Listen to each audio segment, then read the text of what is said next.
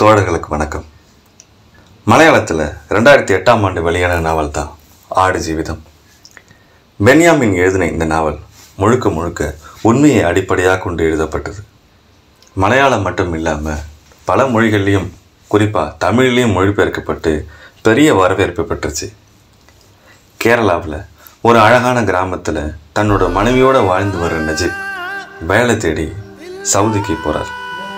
வேலைக்கு போன இடத்துல அவர் ஏமாற்றப்பட்டு ஒரு அடிமையாக கொதிக்கிற பாலைவனத்தில் ஆடு மேய்க்கிற வேலைக்கு தள்ளப்படுறார். அங்கே அவருக்கு நடக்கிற கொடுமைகளும் வேதனைகளும் சித்திரவதைகளும் அதையெல்லாம் தாண்டி அவர் வெளியில் வந்தாரா இல்லையா அப்படிங்கிறதா இந்த கதை. இந்த கதை நஜீபை பற்றி மட்டும் இல்லாமல் பொதுவாக புலம்பெயர் தொழிலாளர்கள் அனுபவிக்கிற பல கஷ்டங்களையும் வேதனைகளையும் இந்த நாவல் ரொம்ப அழகாக பதிவு பண்ணியிருக்கு.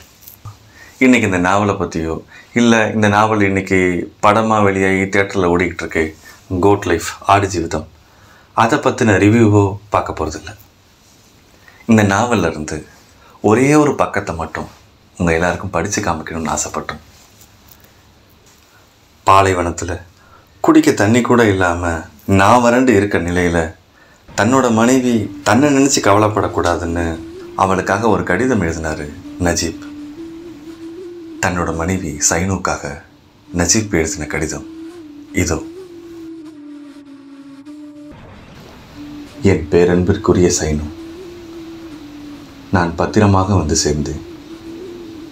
வேலையில் மூழ்கிவிட்டதால் என்னால் ஒரு கடிதம் கூட எழுத முடியவில்லை.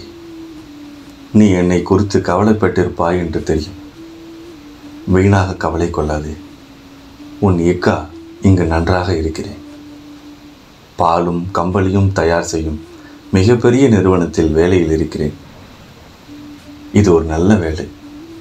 நாம் எதுவும் செய்ய தேவையில்லை. இயந்திரங்களே அனைத்தையும் பார்த்து கொள்ளும். நான் இங்கே வேலைகளை மேற்பார்வை பார்க்கிறேன். என் முதலாளிக்கு என் மீது நல்ல பிரியம். என் வேலை அவருக்கு பிடித்திருப்பதால் அடிக்கடி ஏதாவது பரிசு பொருளை தருவார்.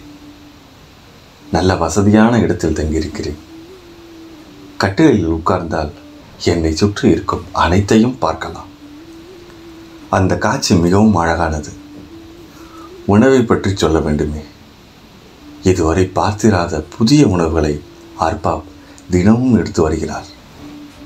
குஃபூஸும் சிக்கன் கறியும் மட்டன் மசாலாவும் உண்டுவிட்டு ஒரு கிளாஸ் பால் அருந்திய பிறகு இந்த கடிதத்தை எழுத தொடங்கினேன். இந்த சில நாட்களிலேயே எடை கூடியிருக்கிறோனோ என்று நினைக்க தோன்றுகிறது. இப்பொழுது இங்கு மதிய வேலை, ஓய்வுக்கான நேரம்.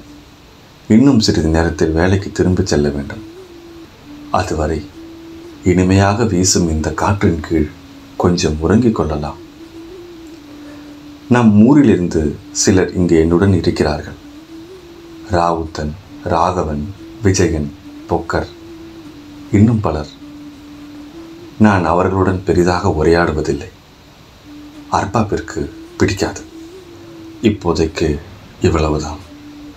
நீயும் உம்மாவும் நன்றாக இருக்கிறீர்கள் என்று நம்புகிறேன். மீண்டும் நேரம் கிடைக்கும் பொழுது கடிதம் எழுதுகிறேன். என்றும் உன் அன்பு இக்கா, நஜீப்.